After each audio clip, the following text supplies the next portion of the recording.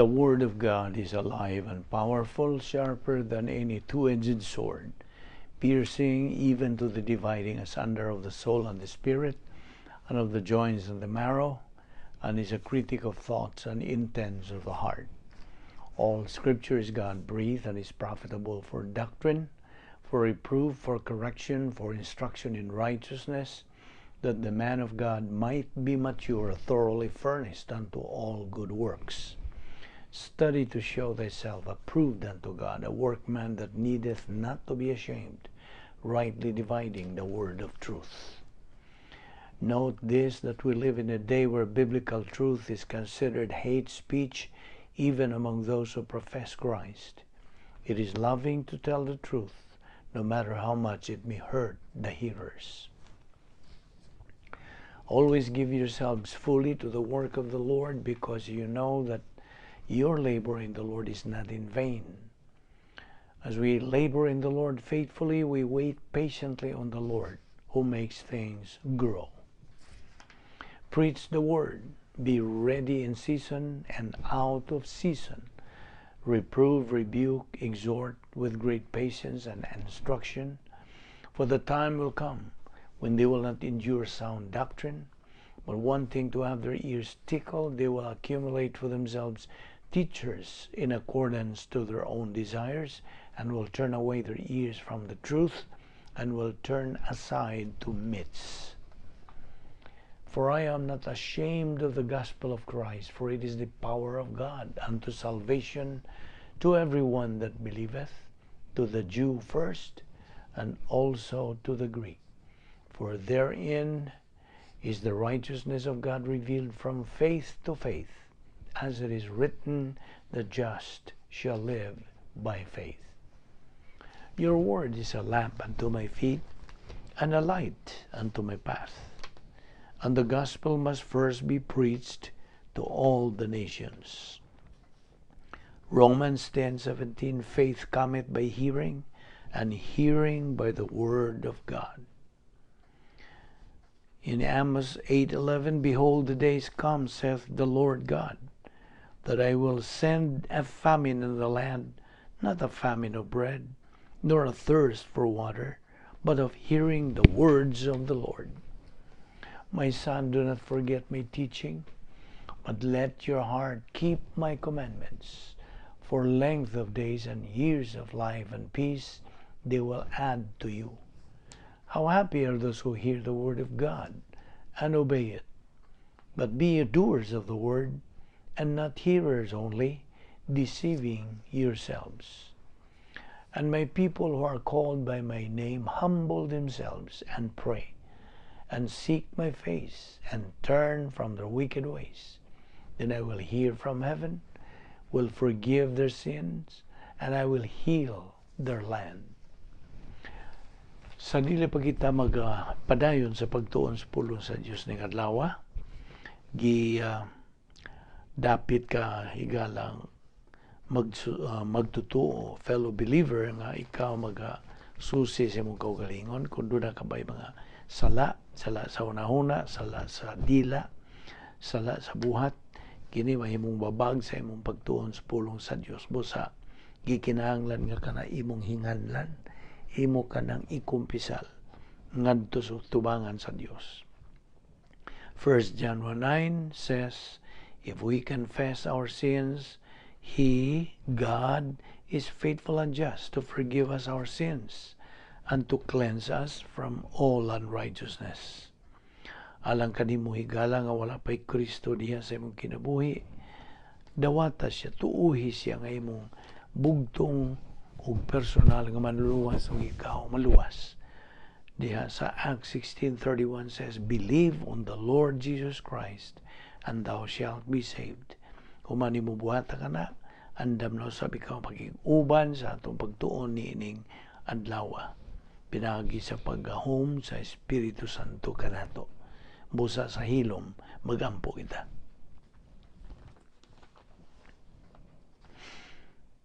Let us pray. Nagapasalamat kami kanimo, Diyos, nining lain usap ngay kayon sa pagtuon sa imong balaang pulong. nga mao lamang ang among kalanon sa among kalag, hinagiban batok sa among kaawayng espirituhanon. Busa niining adlaw, giyahi kami sa balang Espiritu Santo, tun-i ug tudloy kami o Dios sa imong kamatuoran. Kining tanan namong gipasalamatan sa ngalan ni Ginoong Jesucristo, among manluwas. Amen. Mayong adlaw sa tanan natong mga suki, mga higala, mga igsuon nga fellow believer, nga niyan usab kita lugwayan pa kita sa Dios kini atong kinabuhi tungod kay napa siya plano sa atong kinabuhi. Og aniya kita ring adlaw, we are alert with a clear mind, we are alive, we are still breathing, all because of God's mercy, love, courtesy, and grace. Kini grasya ang tanan. Karon nato ipadayon ang atong gibiyaan nga topic ini atong pagtulunan, the doctrine of the spiritual or supernatural life. Karon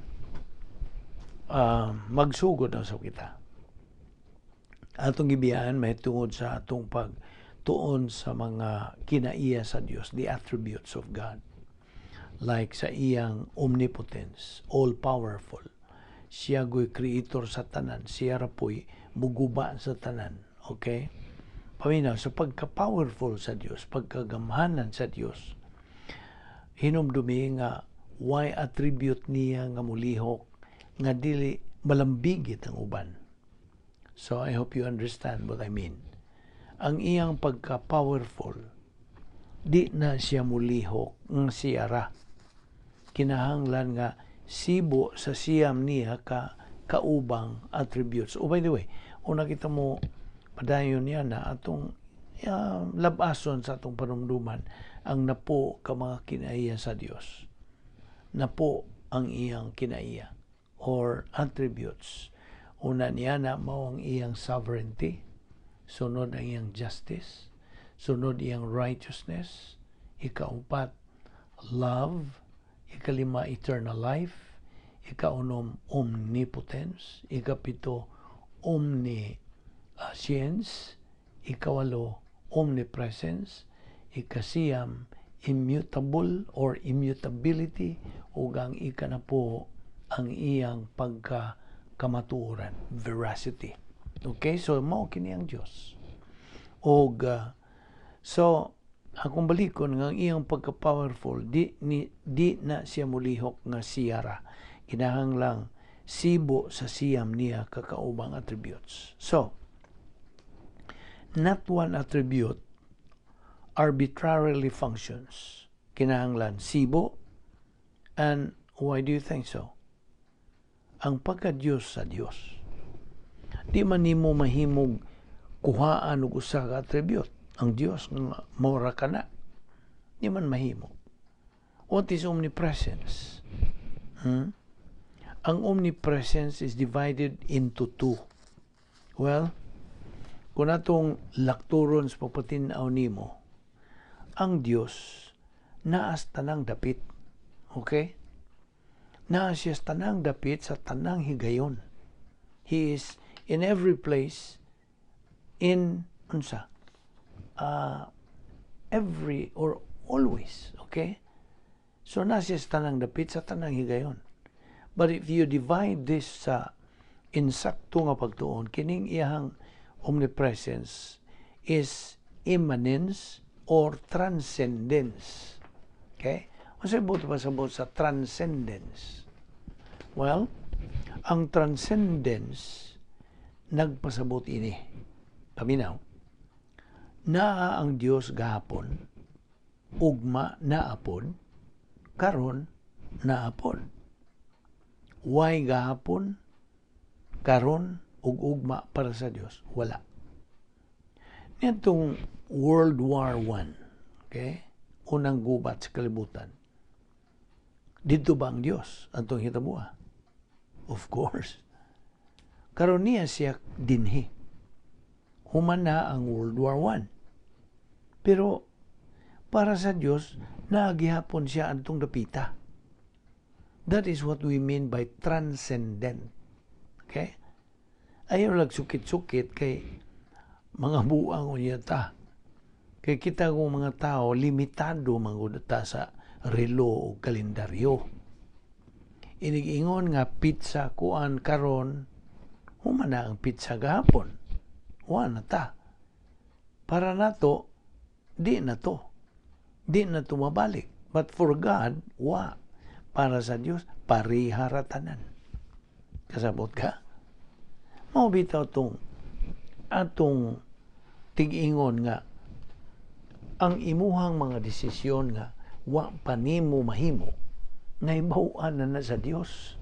Naibaw na siya na.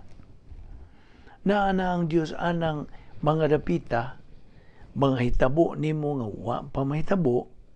Ayaw kalimot, do not forget, naana ang Dios anang dapita. Tuo ba mo? Mutuo ba mo ana? Para mag naiuban dihan ninyo nga moingog unsa gud ron. Transcendence. Ang transcendence mao nay omnipresence sa Dios. Transcendence. Mao bitaw na nga og imong nailhan na gyud pag-ayo ang Dios. Nakaila ka nagsuod kaniya. Makaingon gyud kag unsa pa man di ako angay kagul-an ining kinabuhiya. Musamot kas pag kaamgo nga wa na gyud di ay kay angay pangkabalakan o kagul-an ining present life nimo ingon nga Kristohanon. Na may mga bot nga mga problema. Ang maong sabra ba kay kita ramang mga tao. Ang Dios di man. And then ang ikaduhang omnipresence sa Dios maong gitawag og immanence. Unsa man ning immanence? Ang immanence nagpasabot kini og anaa ang Dios sa tanang dapit. Mao ni but pasabot. Di ka mahimong moingon og muragwa ang Dios ani. Dinhi sa ako kay na ako'y buhaton. Di mahimo na. Sa tanang dapit naa siya. Sabda ka na. Mao na nga karon sa tanang panahon ug sa tanang dapit mao nay gihulagway sa iyang pagka-omnipresence. Sabot? Then you have immutability. Samot na ni. Dili siya mausab. He never changes. There is no shadow of changing with God. Ug ang ikanapulo, the 10th attribute, mao ang veracity, kamatuoran. Siya ang tinuod. Anaa ang kamatuoran niya. That means, kung nagatuon ka bahin sa Dios, nagatuon ka sa unsa ang absolute truth, ang absolute nga kamatuoran. Di man mahimong tinuod ang Dios suma ni kinsa. Wala. Dili mahimo na. Paminaw, ang pagkatinuod sa Dios, dili kay sumala ni. Dili. Ang pagkatinuod sa Dios, tinuod. Period. Ug unsay imong himuon ingon nga tao, unsay imong gamon, unsay imong huna-unaon, it does not make any difference. God is God. Just the same. Okay? Mao bitaw nga makatugkad na ta, makasabot na ta, nga kung makaklaro lang gyud ta, matinawan lang gyud ta, makaingon gyud ta, pagkagrabe gyud nga giunsa man gyud sa Dios ang iyang pagpahiluna sa atong kinabuhi, ingon nga iyang mga anak na niya. Remember, adapted na ba yatang tanang mga believers, kita mga magtotoo, kana kung tinuod ka nang nakadawat sa kaluwasan. You are a child of God. And if you are a child of God, could you imagine ang imong amahan, usa ka amahan nga ingon ani? Unya karon nagkinabuhi ka dinhi nga kanunay kang gikabuhi kay way klaro. Mao nang usahay mo na una tag pastilang layo aras tinuod oy. Apan tanawa ra gud kini. No. Kining attribute sa Dios. Mulihok ning attribute sa Dios, pero dili mulihok kay kadtong atong giingon lagi usara. Okay? Mulihok ni pero gada gihapon ni sa tanan. Naagihapon ang tanan niyang attributes sa tanan nga mga sirkumstansya, mga hitabo, tanan nga mga dagan sa kasaysayan, naaning na po. So you could imagine, no? Na ang eternal life that is experienced at the point of salvation and life after salvation. Love, samot na. Virtue, naa na diha. Justice, justisya, mao ni executor sa righteousness of God. Kini silang tanan, naa. Apan usahay, para nato, magkasinati ta sa usara kat attribute sa Dios. Pero wa na magpasabot nga wa diha ang ubang attribute. Sakto? Ingon ani ra man gud ni. Now, as an example, mao man ni ang gigamit bahin sa Trinity. Pero lahi tong Trinity kay 3 persons in one God. Kini lahi. Kini man ang attributes of God. Okay? No, ingon kini ini. Ni ay ehemplo. Akong ipakita nimo ang kolor nga rosas, pink ba? Okay? Now, kung pagngon nato ang tanang suga, unsay kolor imo makita? Wa. So, that means aron ka makakita kolor nga kinahanglan tag suga. Musta? Pero nganong pink o rosas man unsa man di kolor sa suga? Pink? Unsay kolor sa suga? Be, mangutana ko nimo. Kunya nganong na pink man ang imong nakita? Kay colored man. Nganong nakibaw magka-colored na? Kay pink man. Okay? So, pangutana, diin man di gikan ka ng kolor nga pink. Na ang suga, puti man. Pintal. Kaya ang pintal, pink man. Naibaw ka ba nga nung makakita kag kolor? Kay naa may mata. Nga namang may baw man tag, kana siya red, kana siya pink, kana siya green, kana siya blue, nga naman. Yun sa manimo pagkaibaw nga red na siya, blue na siya, etc. O nga naman, nga kung pagngon ang suga, wa man mo'y makita ang kolor. Unsa man din naa sa suga, nga mo man ay magkapakita na tos kolor. Okay. Kanang suga, actually, moingon man ta nga puti ang suga. Naay ubang moingog yellow, pero moingon tag puti o ingon ana. Kanang suga actually, naa ana ang tanang kolor. Mao nang nahimong puti. Kaya ang kombinasyon sa tanang kolor, puti. Mao na, ang puti nga suga, kung imong iigo sa gitawag og prism, or makaigo siya og kanang taligsik sa uwan nga arang daghana, makakita tag bangaw, rainbow. Kaya actually, ang bangaw, God, na di ba yata makakitag bangaw sa gabi, kaya ang bangaw is the reflection of the sun sa uwan. Kaya ang uwan, ang kada to sa uwan, kanang usa ka to sa uwan becomes a prism. Ang sugang puti nga moigo ana, iya ning bukon ngadto sa nagkalain-laing kolor nga naa na sa puti nga suga. Kasabot ka ba na? Murag naglibog na yung uban. So karon, ug mutan-aw og suga nga puti, just try to imagine nga naa diha ang tanang kolor. Okay? Pero di gud makita. Kaya nga naman, kombinasyon man. So how do we see colors? Naiuban tingali ninyo nga nagsulobron o green nga sinina. Uban yellow, uban brown. Naiuban puti, uban po itom. Pangutana. Unsa maning kolor nga puti?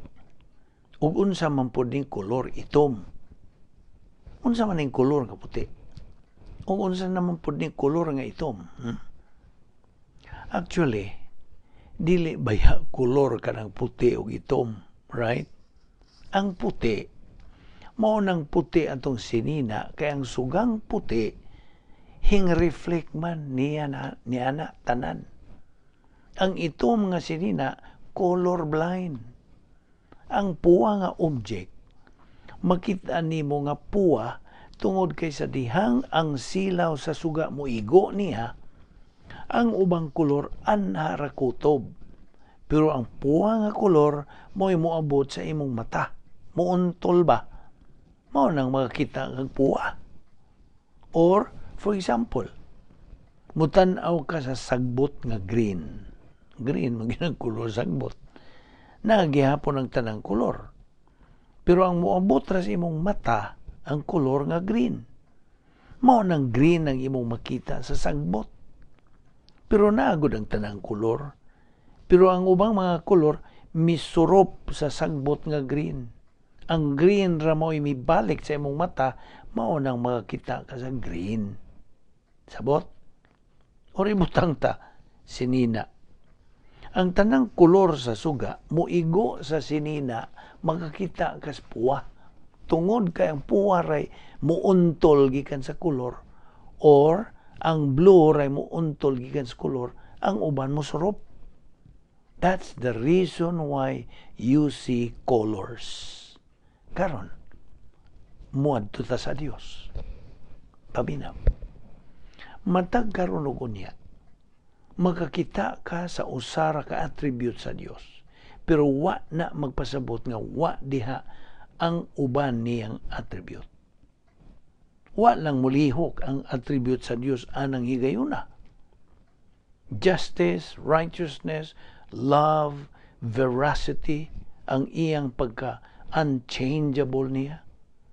Mao nang mainungdanon gyud nga makakita ta sa Dios di sa usaran niya ka-attribute kinahanglan sa matag higayon nga mutan-aw ta sa Dios ang kinatibuk-an gyud niya nga pagka-Dios. Bisan ko niya nang higayon na murag usara ka attribute mo imong matikdan sa imong kinabuhi ingon nga mga Kristohanon. Mao na ang pagi nga kita makaila sa Dios. That is why likewise God's essence may manifest murag sa suga.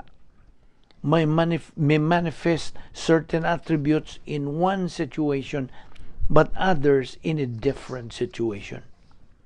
I hope by this time mohayag-hayag ng atong pag-ila sa Dios nining higayuna. So ingon ana ang Dios. Abi bang gyud nato og lisod ang Dios sabton? Kana kun wa tay alamag may tungod sa iyang mga kinaiya. You see? Daghan mangud nga wa gyud nila tuhog kana. Nga kinahanglan tun-an ang iyang kinaiya aron makailatan niya ug aron kita mahigugma niya. Kasabot ka? That is the reason why in the study of God's integrity, these things are very critical, very important for our further knowledge, aron gyud masilsil kini pagtulon-ana sa atong galamhan, sa atong kardiya, ug maggamit ang maong doktrina sa atong kinabuhing Kristohanon.